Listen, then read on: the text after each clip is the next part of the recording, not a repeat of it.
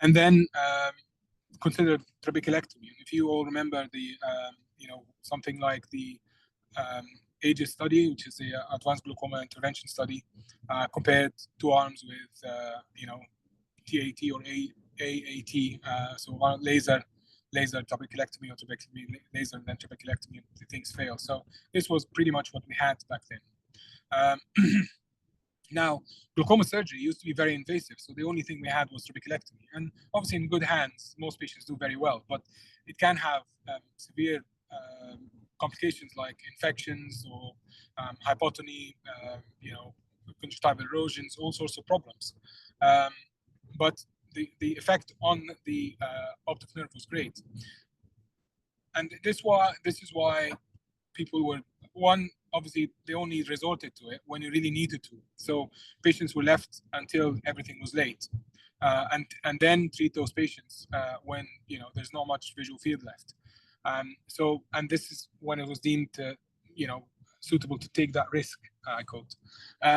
But those patients, obviously, the visual field was lost is lost, and we can't regain any of that, and they have to live with that all their lives. So we back then, all people did was stay on drops most of the time. And obviously, you stay on drops, most of them were preserved drops. In the US, they're still preserved drops at the moment.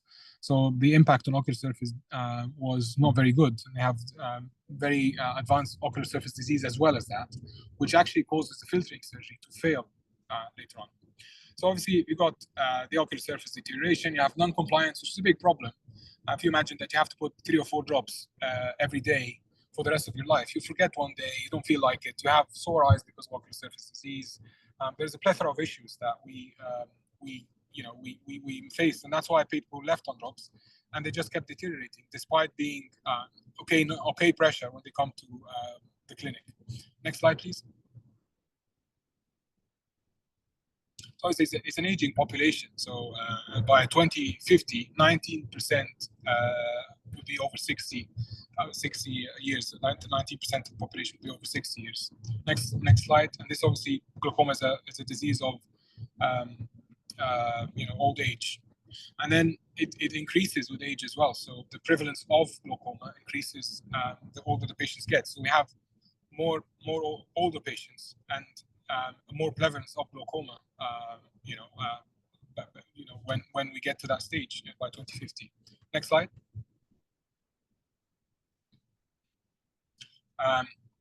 So obviously we do have better diagnostics now. So we are actually increasing, the prevalence is we're picking up glaucoma much earlier. We have the screening programs, etc. And we're all part of this. So, we are, having more diagnosis grow by 8.6% between 2020 and 2026. And then patients diagnosed with glaucoma, the primary open glaucoma, 13.7%. Next, please. So this is the interventional mindset. It was largely introduced by my friend and colleague, Ahmad. So it's basically, I'll let you read this, but it's basically just being more proactive. You don't leave the patients to deteriorate and then do something. You do something much earlier with those patients. I mean, the classical MIGS has always been cataract surgery. So we offer those patients, and we'll go through how cataract surgery can be transformative in something like narrow angles. But it's a proactive approach to managing glaucoma. Early predictive diagnosis, active monitoring, early procedure intervention and treatment paradigm. And obviously, when we do this, then we address the issues. Topical medication. I rarely use topical medication as first line. Now we have SLT, so I'd start with that, and then maybe add a drop or two, and then think about something like MIGS with cataract surgery. So now we are nipping those problems in the bud. We not wait until they develop ocular surface disease that's irreversible. They have orbital fat atrophy, all sorts of things that happen. We prevent that from happening from the start. Next slide. So this is what we're looking for. So proactive approach. So not waiting for significant disease to happen. Not stocking medication, so just adding 2, 3, 4, 5 drops doesn't work, doesn't help. In my practice, if the patient needs more than 3 drops, we just think about intervention, even if it is a clear lens. And I'll tell you, I'll explore that in a minute. I'll give you some examples. And then knowing when to intervene. So, you know, we're feeling that, okay, that pressure is not very well controlled, depending on obviously things like corneal vacancy or, you know, what the disc looks like and how the rate of progression, etc.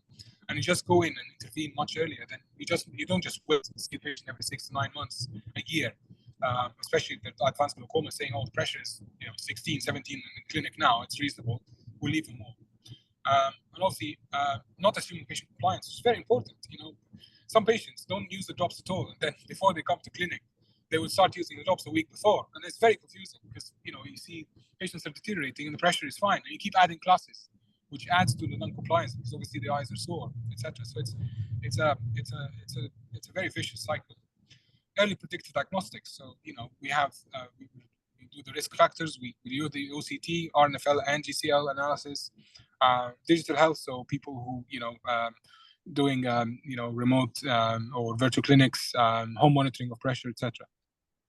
And genetic testing is very important. Use of AI now can predict things, can predict the likelihood of progression as well. Then active monitoring. I don't leave patients for a year to see them. Obviously, we have now the GIRF recommendation where mild glaucoma, people early glaucoma, they are seen in the community by yourselves and by esteemed colleagues, and then if there's moderate, it's seen in the hospital by again AHPs and nurse practitioners or general ophthalmologists, and then more advanced glaucoma, red patients, will be seen in the glaucoma clinic. So this is what I end up seeing all the time. I don't leave them for a year. I see them every 4 to 6 months.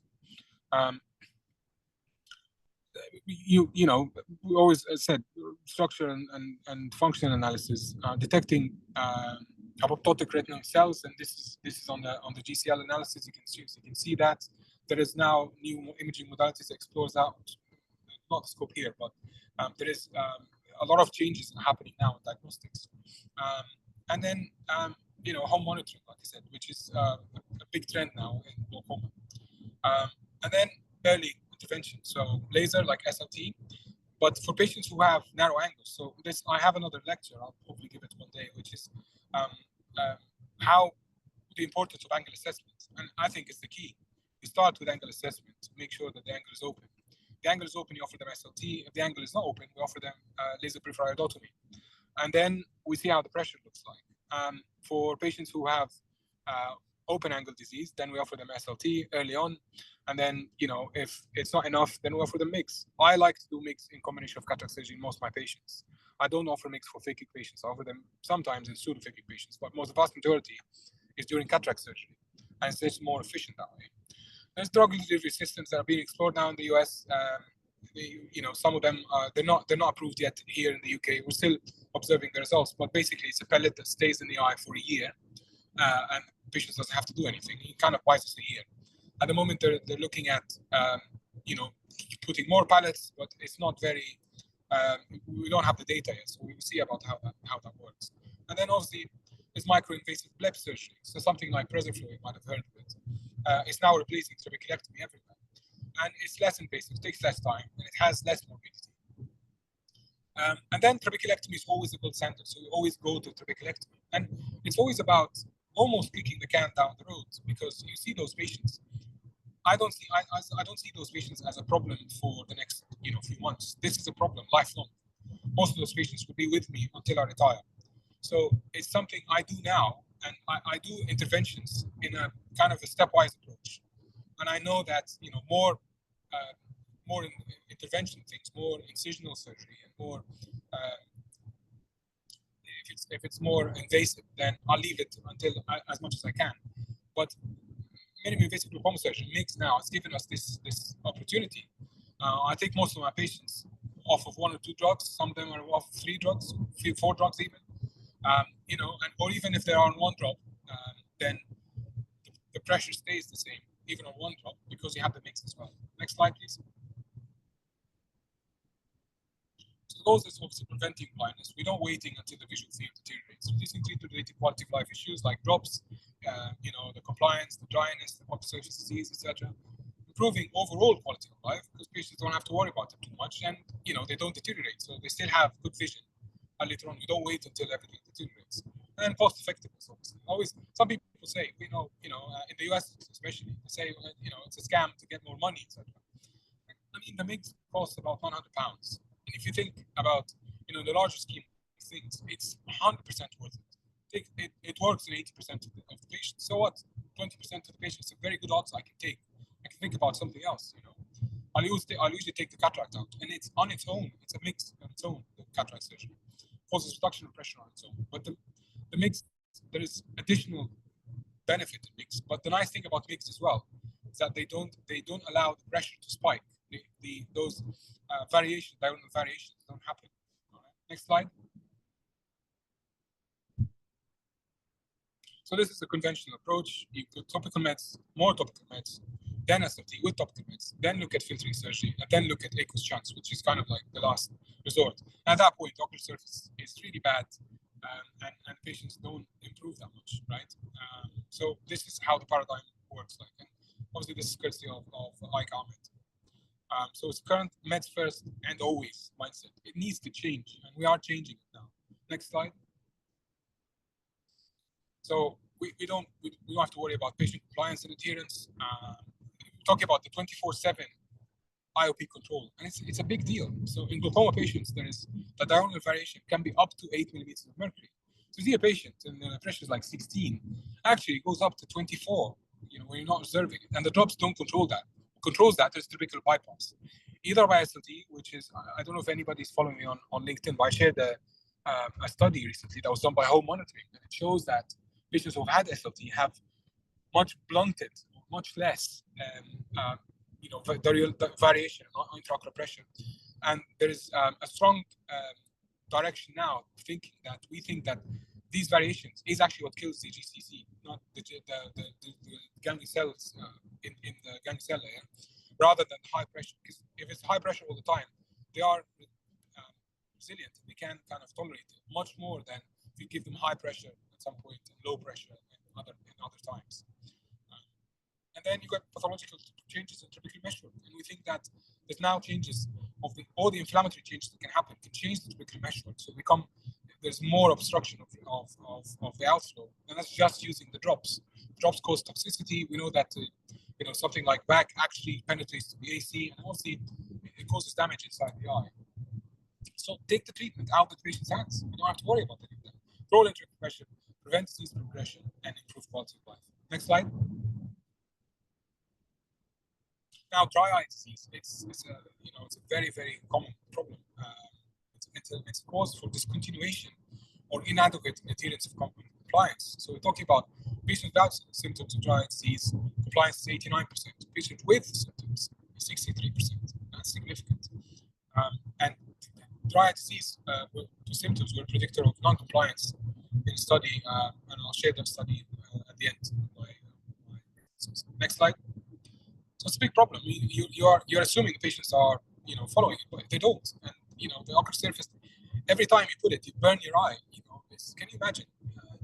Obviously the eyes are dry already. You put something, it makes it worse the rest of the day. It really affects the quality of life.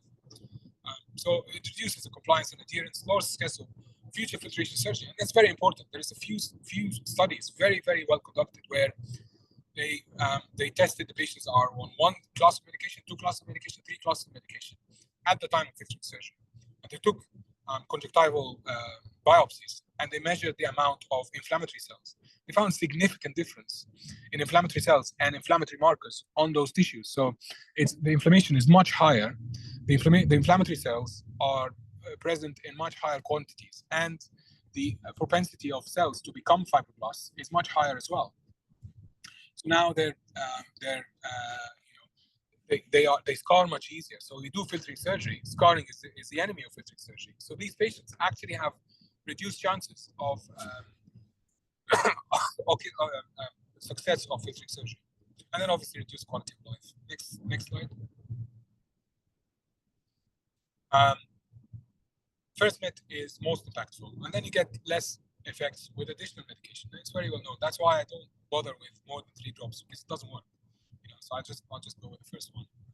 You can see in the graph here, the most impact is the first one. Between second and third, it's not much impact. Next slide. We've got 22% of patients are on 3 plus topical medication. It's just not good enough. We have all sorts of problems. And, you know, you know, you can see all these graphs. You know, safety, success is just, you know, it's highly impacted by this stuff. Next slide. This is how the ocular surface disease looks like, and you can see there's, you know, this dryness on the surface, there's conjunctive fiber hyperemia. It's just, you know, you can imagine the quality of life of this patient. Next slide.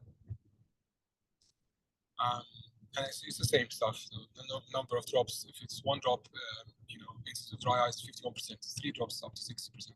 Next slide. Okay, next slide. Same drops. Okay, same. Next slide. Okay, so it's a mindset, proactive versus reactive. Don't wait for progression, early procedure intervention. Okay, due to conventional being challenged, it's no longer accepted to just keep stacking medications. So you know, high rate of non-compliance, etc. Patients diagnosed with treated with topical medications can suffer significant dry eye disease progression compared to MIGS or filtering surgery. Incidence of dry eye disease is much higher. Okay, so it's now I use glaucoma drops as a supplement to procedure-based intervention. So it's called bridging therapy. So we use drops just as a bridge. So I have patients who present with you know, 4 drops. They refer to me 4 drops and, you know, very bad ocular surface disease. What we do is we take the cataract out, put a MIGS in, put a stent in the eye. And this allows us to reduce the drops, maybe use preservative-free drops, and then we can reduce that burden. The ocular surface improves. In a few months' time, we can do filtering surgery, much higher success rate. So this is known as a bridging concept, and it's very, very successful in our hands. Next slide. New treatment paradigm is start with SLT, and this is the new guidance, as you know. And then, you know, the drug delivery, they do it in the US. For us, we can use some drops, and then MIGS, and we can do more than 1 MIGS now. So we can do something, a trabecular bypass. We can do supraciliary, you know, the supraciliary approach. We can target the Schlemm's canal. There's a few things that we can target now with MIGS. And then go for PreserFlow or minimally invasive bleb surgery, and then go for filtering surgery and aqueous shunts. So we have that. We have that time to manage the patients, reduce the pressure. Nothing lasts forever anyway. I always tell the patients, you know, you'll come back to me in, you know, maybe 10 years, and we'll have to do something else. But that's better than just doing something, waiting on the drops and not doing anything. At least in those 10 years, you're not progressing. Next slide. So I'm just going to talk about some of the trials. The iStent trials are great because we've had them for the longest time. Next slide. So the iStent pivotal study, 500 patients, 390 patients on iStent, and about 120 patients of phaco alone, and follow-up through 24 months. Primary endpoint is more than 20% reduction in unmedicated diurnal IOP, and secondary is mean reduction in unmedicated diurnal IOP. Next slide. So you can see a difference here. So the green is iStent plus phaco, and the blue is this phaco alone. You can see the change in primary endpoint. There's more patients that achieve the primary endpoint compared to phaco alone. Now phaco alone, as I said, it does achieve. It's the first MIGS we had. But think about phaco alone now is that after about 5 years, the effect doesn't stay that long. And the trabecular bypass, because what happens with phaco is that you have this cytokine storm that happens in the eye, and this clears out the trabecular meshwork. But this only lasts for a few months to a few years, and then after that, all the ECM starts to build up again. Whereas if you have something like an iStent or any trabecular bypass, then you have that bypass for a long time, unless it's blocked by peripheral anterior or something else. It tends to stay, and we have 10-year data now with iStent.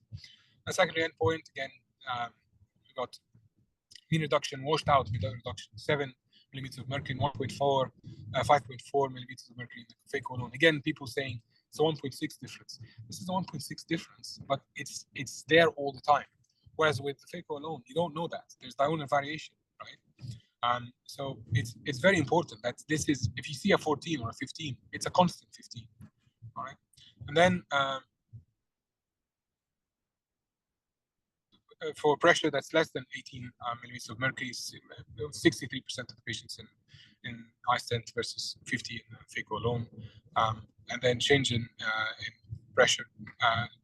24 was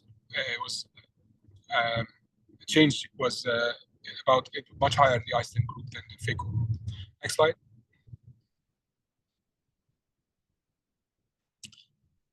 The other thing is very important about when you have higher intraocular pressure, the iStents tend to work more.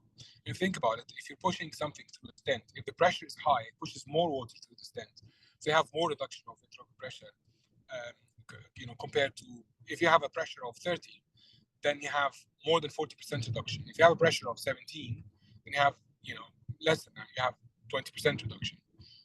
That's very important. That means that it works better in patients who have higher pressure. So that means you can use it in any patient. And it's been my practice now. I've been using iStent for iStent MIGS for about 5 years. And, we've noticed that the higher the pressure, the better the actual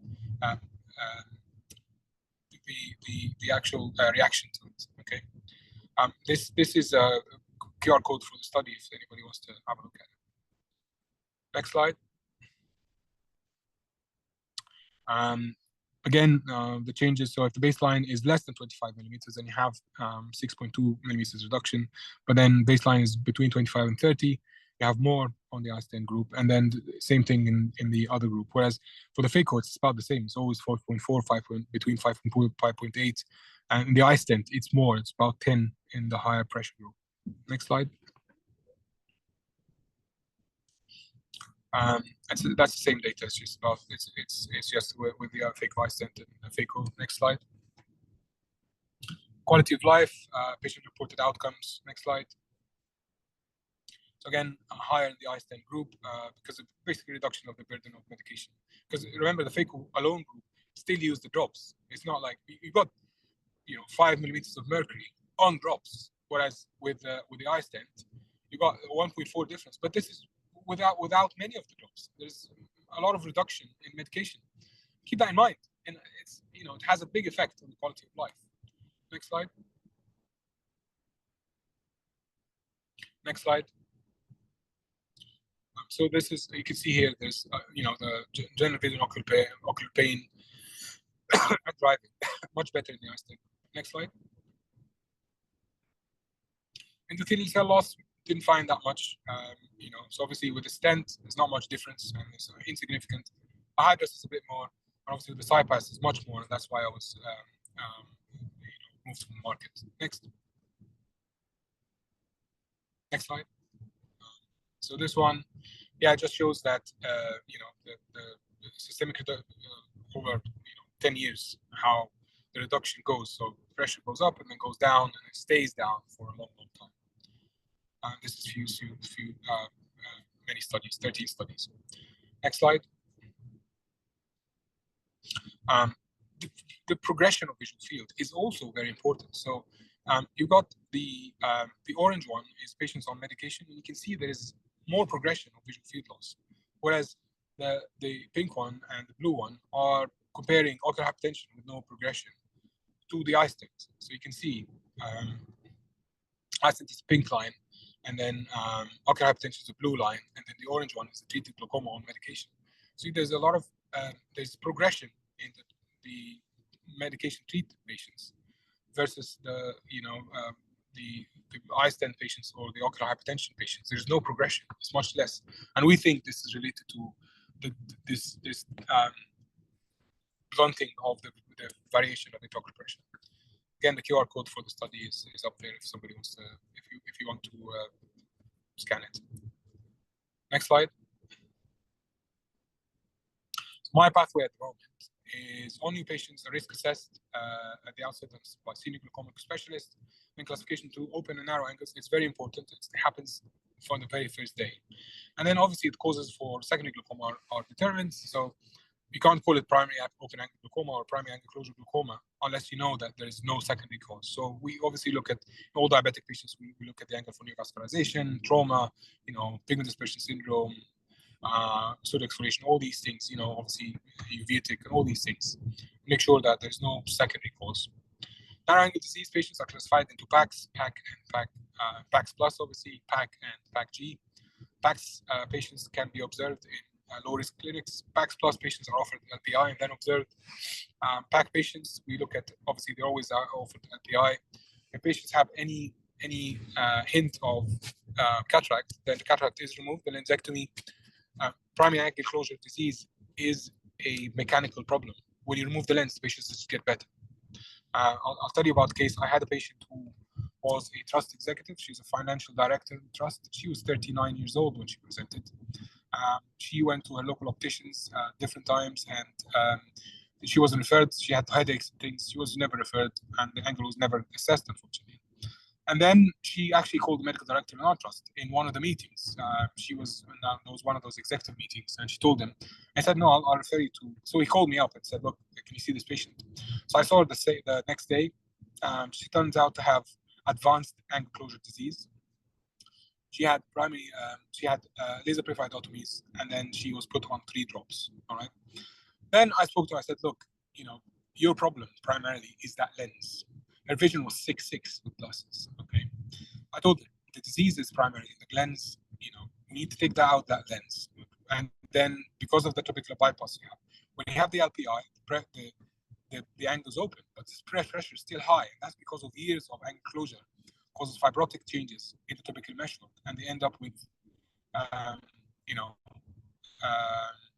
trabecular dysfunction.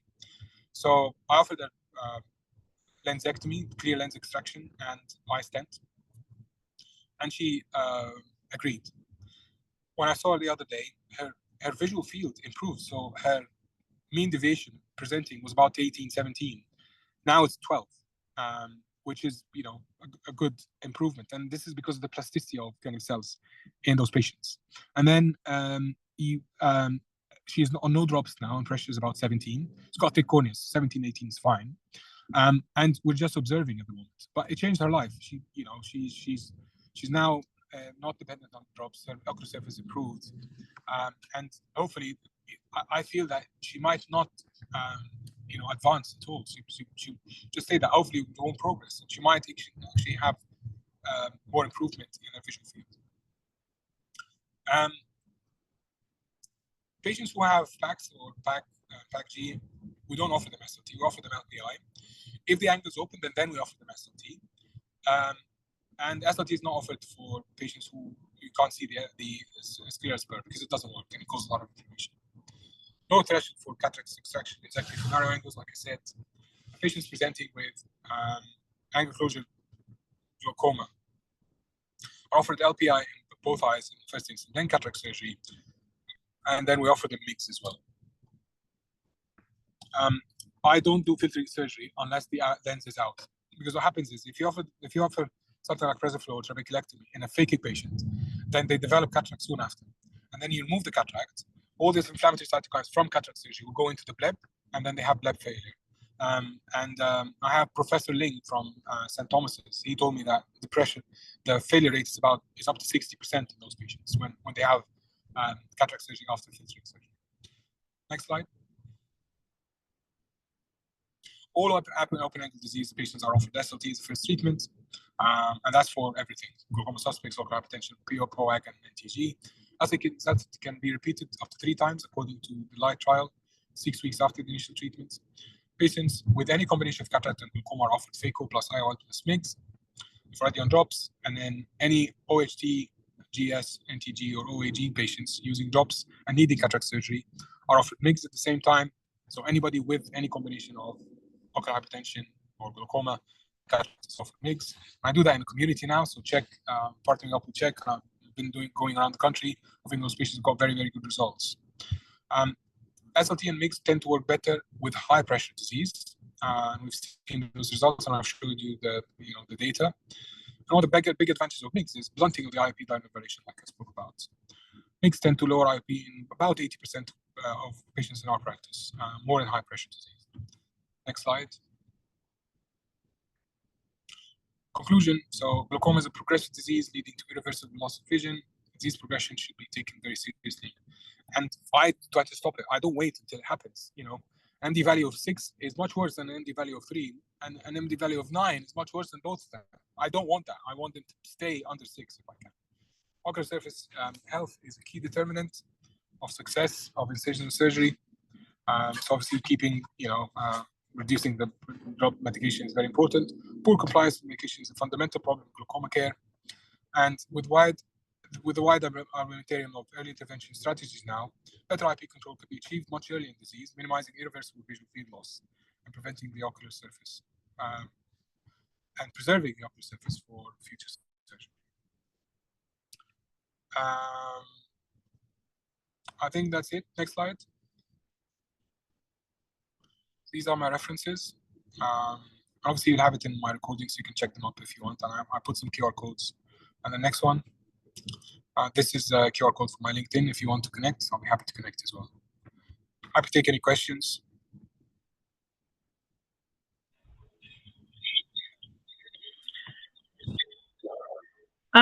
So we do have a question. Thank you so much for the presentation. It was fantastic. The question is from Alex Howard.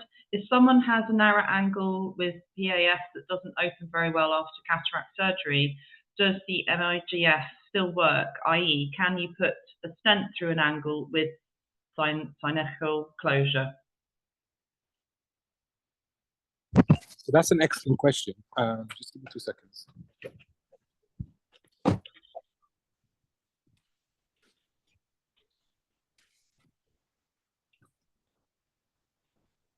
So there is something we do that is called goniosynechialysis.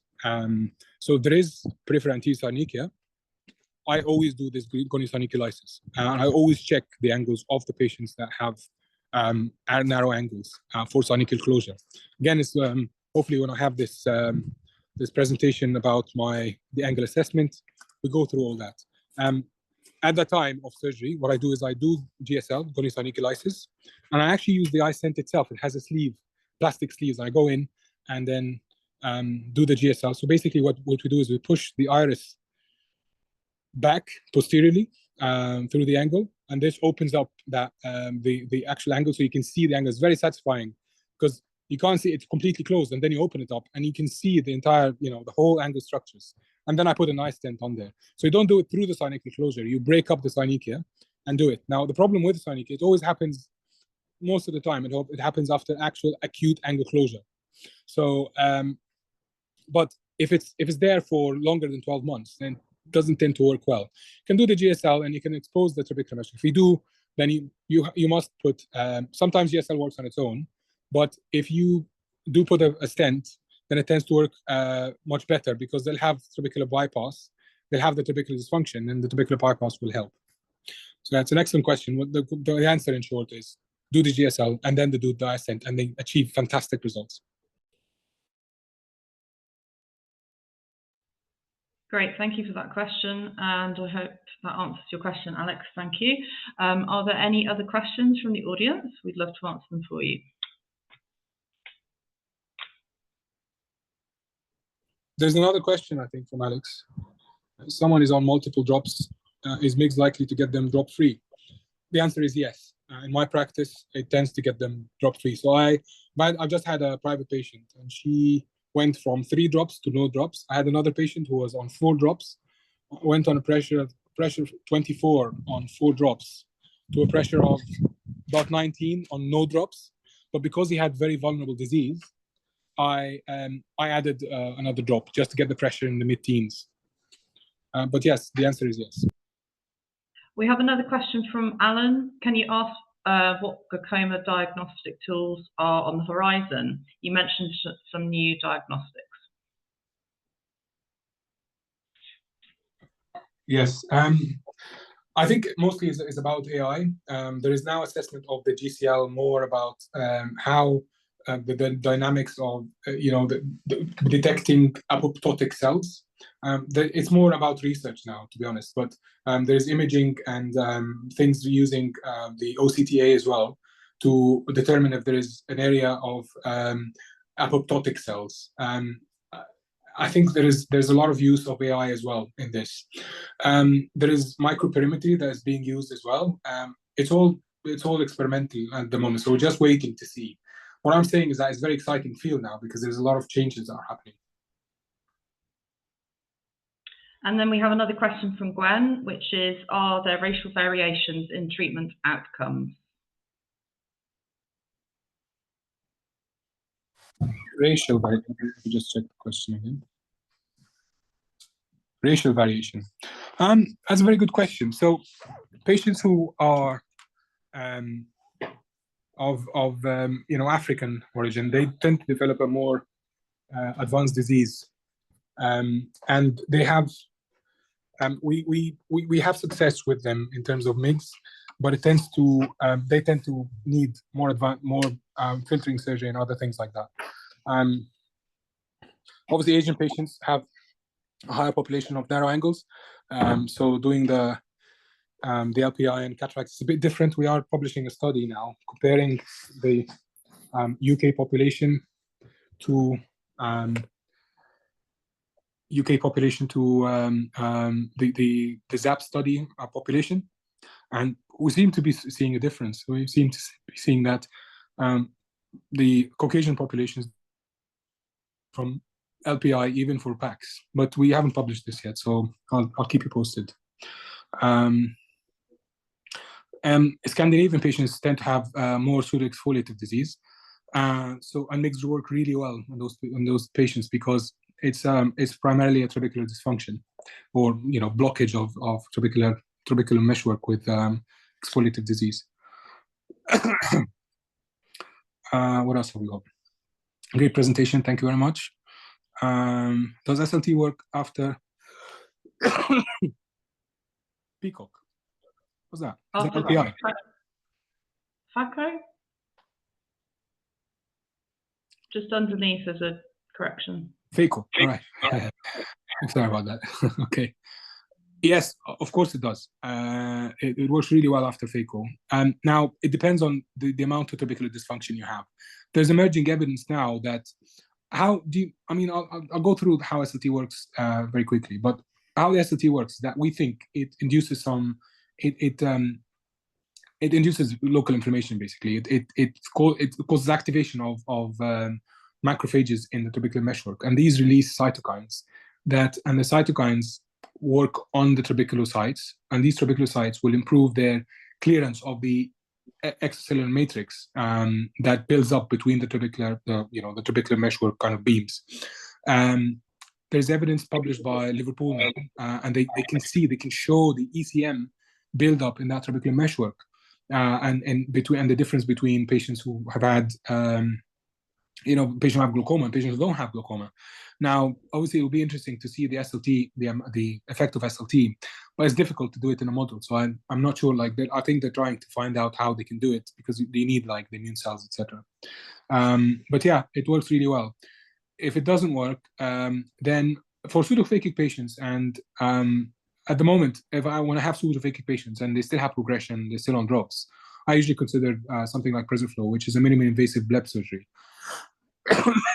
It tends to work really well. I had a patient who couldn't tolerate to have MIGS done at the time cataract surgery, so we stopped it and said we can come back and do this at a later stage. But when I looked at her angle, she developed some PAS, etc. So I was worried that it won't work. So I'm offering her PreserFlow. Yeah, thanks for a great presentation. Thank you very much. I'm really sorry about the delay today, guys, but I usually I had to do it from the iPad. I didn't want to delay any further. But yeah, I hope it was useful. I do have a few bits, and hopefully we'll do some more webinars about how we manage glaucoma in the secondary care. The angle assessment thing is usually very successful. We do it in different venues, and the quality of life things. There's bits about dry eyes as well. So there's a few things that we can offer you. If you really enjoyed this, then we can we can do some more of the same stuff. Thanks so much. There was a question earlier about these slides, and they will be available on RatedDoctor.com under events. So if you go to the events page, along with the recording, we will upload the recording for you. Okay. So as you can see on the screen here, the webinar was presented by RatedDoctor.com. So this is a marketing platform for doctors, enabling patients to find and make appointments with doctors based on speciality, location, and reviews. Here you can see an example of a doctor's profile on the platform. RatedDoctor.com. So it's a search engine which optimizes, which is optimized to rank high on Google search. So in that sense, it's like your own personal website. And here you can see the doctor's dashboard. And this shows a number of views of the doctor's profile by potential patients, as well as the 5 recent patient bookings. Finally, this shows my profile. I mean, Prof. Do obviously is my mentor, but my profile is very good as well. So I'm on there. So and I think it's a very good resource because patients can have access to get reviews, and they can have access to see what the doctor's doing, the things they can offer to their patients, and things like, I mean, obviously Professor Do will have 3-4 pages of credentials, but it's very useful for patients usually. Absolutely. And finally, we have the QR code, which will take you to back to our page, and you can follow us and also make sure that you come to our next webinar. So hopefully that's all of the information there for you. I'd like to thank Dr. Ahmad Elsahn very, very much today for his time and for giving us the presentation. So thank you all for joining us. See you again soon. Thank you, Jen. And sorry guys about the delay again, but we managed to do it.